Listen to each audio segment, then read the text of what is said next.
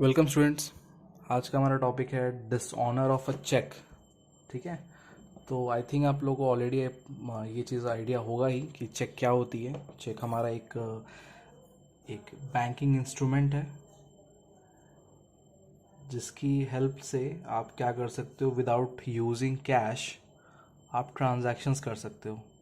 ठीक है, तो यहाँ पे आपको कैश कैरी करने की ज़रूरत नहीं है। आप सिंपली क्या करोगे, ये बैंक के थ्रू आप पेमेंट्स एक अकाउंट से दूसरे अकाउंट में ट्रांसफ़र करते हो। That is called as cheque. ठीक है, तो जब भी हमको कोई चेक रिसीव होता है तो एंट्री बनाई जाती है bank account debit to party, basically वो पर्सनल अकाउंट जिस जहाँ से आप ये चेक रिसीव कर रहे हो। ठीक है, बट कभी कभी चेक क्या होता है, डिसऑनर हो जाता है। डिसऑनर होने का क्या मतलब है,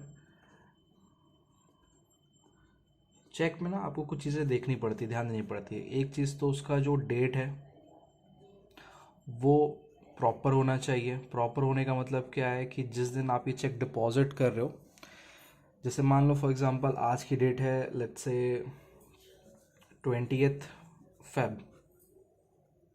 ठीक है, 20th Feb से लेकर के ये जो चेक अगर आज की डेट में अगर ये ड्रॉ किया गया है तो ये 3 मंथ्स तक वैलिड होता है। ठीक है, 3 मंथ्स। सो फेब से मार्च, मार्च से अप्रैल और अप्रैल से मई, यानी कि 20th मई तक इस चेक को क्या कर सकते हो, आप इन कैश करा सकते हो। ठीक है, तो आफ्टर 20th मई आप इस चेक को आप इन कैश नहीं करा पाओगे। ठीक है, और 20th Feb के पहले भी आप नहीं करा सकते।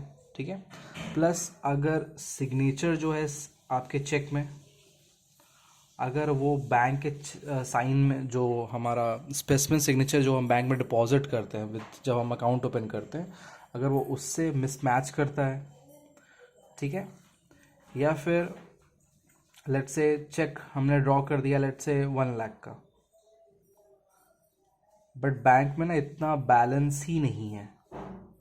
ठीक है, तो ये सब सारी रीजंस की वजह से क्या होता है कि आपका चेक जो है उसको ऑनर बैंक नहीं करेगा। ठीक है, तो bank will not honour such kind of a cheque.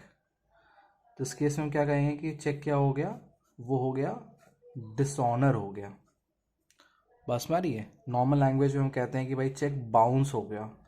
तो इनमें से कोई सा भी रीज़न हो सकता है जहाँ पे एक चेक का पेमेंट देने से बैंक मना कर दे। अदर जैसे कि अगर डेट अगर एक्सपायर हो गया है तो सिग्नेचर मिसमैच कर रहा है। ठीक है, या फिर जितने का चेक है उतना अमाउंट है ही नहीं, आपके बैंक अकाउंट में बैलेंस ही नहीं है उतना।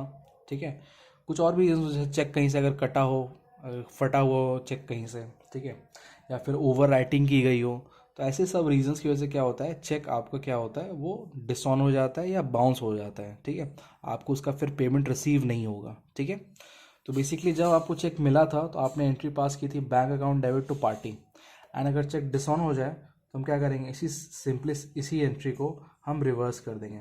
हम पार्टी को वापस से, पार्टीज अकाउंट को वापस से, जिससे भी आपको ये चेक रिसीव हुआ था आप उसको वापस से डेबिट कर दो और बैंक अकाउंट को क्रेडिट कर दीजिए।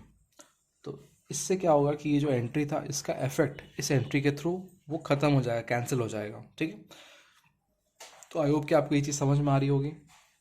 अगर कुछ और भी चीज़ें, जैसे मान लो फॉर एग्जांपल आपको जब पेमेंट मिली और आपने डिस्काउंट ऑफर किया तो एंट्री क्या बनी, bank account debit discount allowed account debit let's से टू मिस्टर ए। ठीक है, ये एंट्री बनाई जब आपने क्या किया, चेक रिसीव किया, उस टाइम आपने क्या की, ये एंट्री पास की। ठीक, और अगर यही चेक आपका डिसऑनर हो जाए तो आप क्या करोगे, आप ये पूरी एंट्री को रिवर्स करोगे। मिस्टर ए को आप वापस से क्या कीजिए, डेबिट कीजिए, बैंक अकाउंट को आप यहाँ पे क्रेडिट करो, और डिस्काउंट अलाउड को भी आप क्या कीजिए, क्रेडिट कीजिए।